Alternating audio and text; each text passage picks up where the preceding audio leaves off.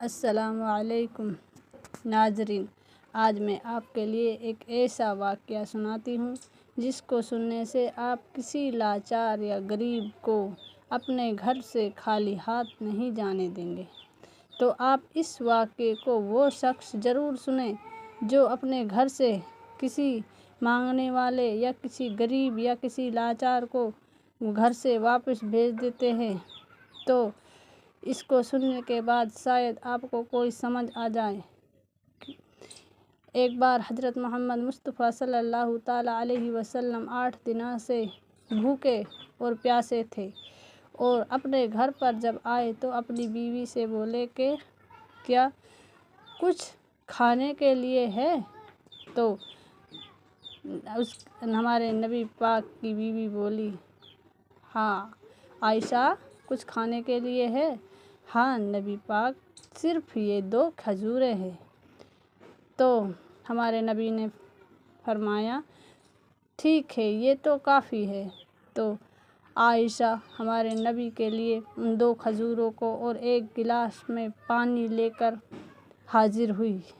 جیسے ہی ہمارے نبی نے کھجور کو کھانے کے لیے اٹھایا تو ایک عورت دروازے پر ایک بچی کے ساتھ دستخط کری اور بولی، کیا کچھ کھانے کے لیے مل سکتا ہے؟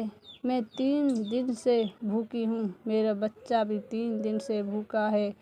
تو ہمارے نبی تو پہلے ہی 8 دن سے بھوکے تھے اور ان 2 کھجوروں کے سوا اس کے پاس کھانے کے لیے کچھ نہیں تھا۔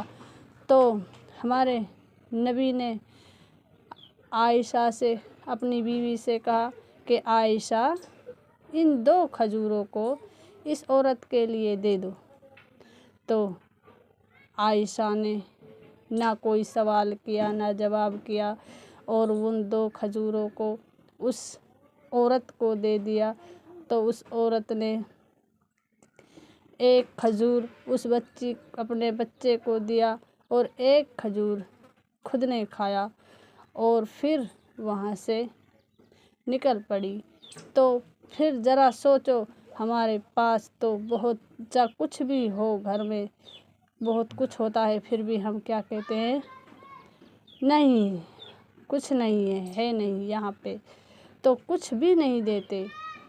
تو چاہے مانگنے والا اپنے گھر کا بادشاہ کیوں نہ ہو، چاہے تم اس کے لیے ایک پیسہ ہی کیوں نہ دو، چاہے اس کے لیے ایک دانہ ہی کیوں نہ دو، لیکن خالی ہاتھ نہ جانے دو، کیونکہ صدقہ خیرات انسان کے گناہ کو اس طرح دھو دیتا ہے جس طرح صابن کپڑے کے میل کو دھو دیتا ہے، اس طرح صدقہ اور خیرات ہمارے گناہوں کو صاف کر دیتا ہے۔